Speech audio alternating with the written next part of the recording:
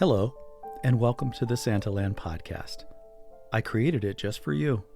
I'm your host, Tony Felice, and each episode I'll read to you for 10 minutes, and then we'll talk about what we just heard.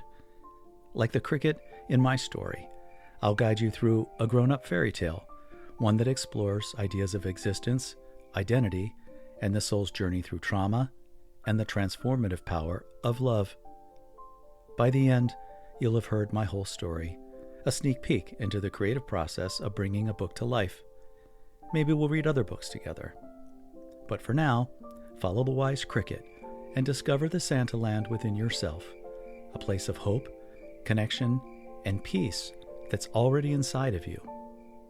This podcast is especially made for those like me who feel a little different and maybe talk about math at weddings or philosophy at funerals. And like me, maybe you have a loving husband, or a wife, or somebody else that loves you.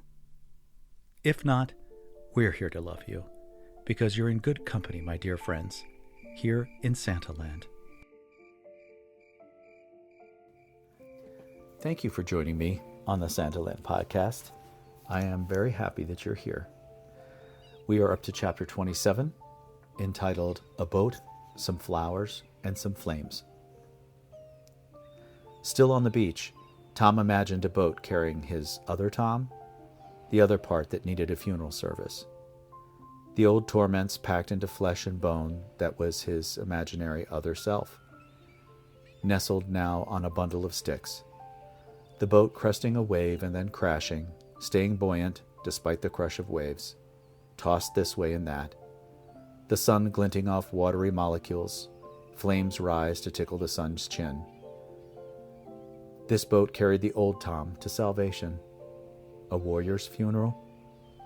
He thought, am I me, or am I a collection of DNA and bones and flesh?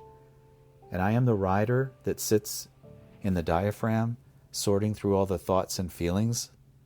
Will this bucket of flesh remain if I ascend to the heavens right now? What would become of the old Tom? Will he feel anything while my soul rejoices elsewhere? How can I honor the spacesuit I wear and still love it? How do we leave ourselves behind when we die? It reminded him of a motivational speech by Jim Rohn, something about, there's a reason why you can't fit in those little desks from the 5th grade, sort of a warning about reductivism. He thought, perhaps I don't fit into my body when I'm my real self, he imagined. So he pictured the boat carrying the other Tom to the horizon. He wished him well. What sins would the other Tom atone for before sinking, he philosophized. Will he take the logic part of me with him and leave the spirit to me? Maybe grief causes us to rip ourselves open and look at the pieces of ourselves, just like desk toys or tea leaves, he said out loud. Ugh, time to end thoughts like those, he thought. Because today is a day of celebration, a day of renewal, a day to appreciate all that I have and be grateful, a day of atonement for the sins of the fathers that came before. Sins of the father? Is that a metaphor for cancer? Is it a cross under which every Sanders must bear the weight? Are the sins of the father a metaphor for cancer? For something else? For the terror that's been heaped upon me? No. More distraction. I have to let that me go. The horizon, the boats, the people, the children. Am I seeing them with different eyes? To Tom's left, a small family had arrived. A mom and 2 teens attending to a toddler, orbiting him with the gravity of their smiles, their laughter. Could the toddler be a future Martian, he wondered? Maybe travel to stars. And perhaps the little body that stood in front of him, screaming with wrinkled anger, was a star child. The baby was angry at a piece of sand that had the audacity to have fallen from his hands. What if it was red sand? Tom wondered if that kid might stand on the planet Mars, surely as he was standing on the shoreline. Right now, with red sand under his tiny little feet. Will footsteps be familiar to the surface of Mars, he wondered? Would this heroic little creature, who finally made it to another world, yearn forward with his face to the cosmos, starlight on visor? Or will he obsess over the fact that his spacesuit is faulty, the capsule was less than comfortable? Will he spend all of his moments on Mars ticking off all the things he's pissed about? Or will he or she or they finally just say fuck it and stand on the shoreline of the universe and say, I am me, I am Fred or Sally, and I deserve this moment and I will claim it? Tom had heard once that screaming at the tide was beneficial to the soul, worth trying. So he stood square-shouldered to the waves. He mentally screamed, not sure he could pull off a good one, even if he was all alone, too self-conscious. Letting go started a feeling of relief that can come when one realizes that they have everything they ever wanted. But did he already?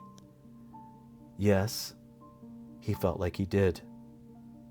He remembered the old Tom who used to say things like, when I this and when I that, as if some primordial moment was going to hurl itself out onto the sand and live for another 250 million years and invite Tom along, only to be forgotten with that other thing left undone. Thank God the cove was empty now, except for maybe the whale. He thought, does the whale hear my song? Claire once said that whales were the keepers of our history, and so that's why they sing. I wanted to shout yes to all of that to Tom, but I couldn't, because in the upside-down world things are unpredictable. The small Martian was now nowhere to be seen. They must have lifted him off to the stars. Maybe Tom frightened him with his glee, his madness. He turned to the sea. He let gratitude fill in all the cracks that even sand couldn't. Spaces where need and want had occupied rented rooms in his mind. The sand, joy, the cracks, self-created. Cracks heal, still do. He was okay. Still. There was no sense of urgency now, nothing that needed immediate attention, and he wandered off like he hadn't wandered off in a long time, and looked for landscape cues to take him home.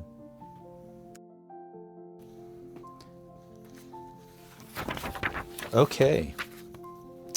That's the end of chapter 27. A boat, some flowers, and some flames. This actually happened. I did stand on the beach. I did see a little kid and wonder, the difference between the two of us. I mean, here I am, an adult, standing on a beautiful beach, a place I call home, and on a beautiful day, and I'm unhappy. And so I thought, what about this kid? What if this kid makes it to Mars? Is he going to be happy, or is he going to worry about all the things that went wrong along the way? And what do we do, when things don't go our way? And is it possible to send that other person off? And what does that feel like when you do that? For me, it was sad, and it was happy, because I owed a debt of gratitude to that other Tony. He went through a lot of crap. But I hope you didn't hear that. It sounded like my stomach growling. Welcome to the Stomach Growling Podcast. I'm your host, Tony Felice. On this episode, my stomach will growl 4 times as I talk about a cheeseburger. Really, there's not much more to talk about that chapter other than the last part. Cracks heal. They always do. And sometimes you just, if you can wander off so far that you need to turn around and use landscape cues to get home, that means that you've done a pretty good job of wandering. And good things happen when you're in quiet places. My greatest creativity comes from silence. It does not come from chaos. And the beach is often my place of refuge, where I go to get a measure of privacy, especially in the wintertime. It's fantastic. Sometimes I go out there if it's raining.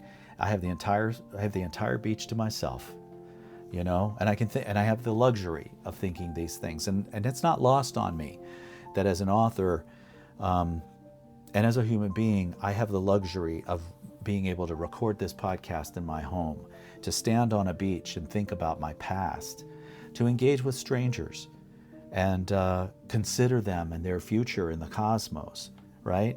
That's kind of awesome stuff, right? Pretty amazing.